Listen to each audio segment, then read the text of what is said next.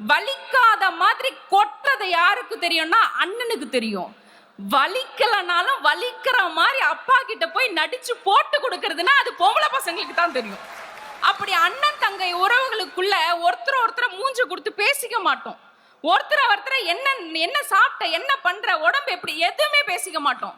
ஆனா பண்டிகை நாட்கள்ல அண்ணங்காரன் கஷ்டப்பட்டு உழைச்சி அவன் கஞ்சங்கிற பேர் வாங்கினா கூட தங்கச்சிக்கு ஒரு சுடிதாரோ புடவையோ கொண்டு போய் கொடுப்பான் பாருங்க, அதுதாங்க மகிழ்ச்சி.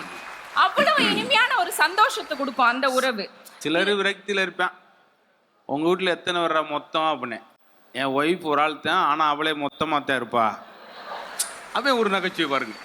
அப்புறம் கேட்டேன், இன்னொருத்தர் கேட்டேன், என்ன உன் சம்சாரம் உன்னை அடிப்பாங்களா? ஆமா ஆமா. ஏன்டா 2 தடவை சொல்ற? 2 சம்சாரம் அப்படின்டா.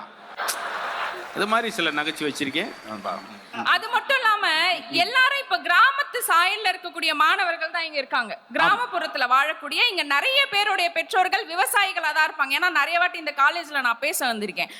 நிறைய பேர் விவசாயிகளுடைய பிள்ளைகளா தான் இருப்பாங்க.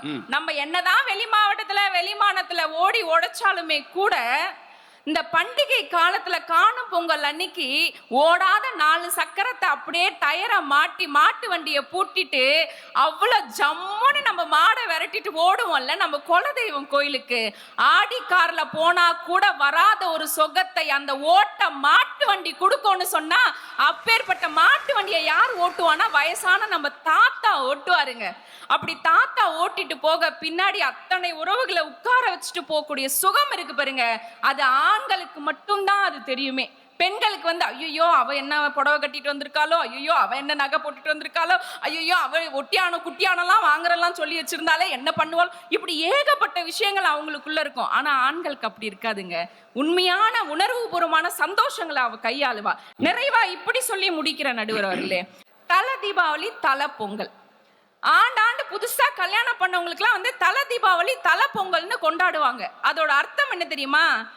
இலசா கொஞ்சம் கூட பொறுப்பு இல்லாம ஊதாரித்தனமா சுத்திட்டு இருந்தவனுக்கு கல்யாணம் பண்ணி வச்சு தலை தீபாவளி தலை பொங்கல் கொண்டாடுகிற போது குடும்பத்தினுடைய அடுத்த தலைக்கட்டு நீதாண்டு மிகப்பெரிய ஒரு பொறுப்பை இந்த சமுதாயமும் குடும்பமும் ஒரு ஆண்மகுக்கு தரும்போதுதான் அவன் மிகப்பெரிய ஒரு பொறுப்பாளியா மாறுறான் நடுவர்களே. அதுவும் அவன் சந்தோஷமா இருப்பான்.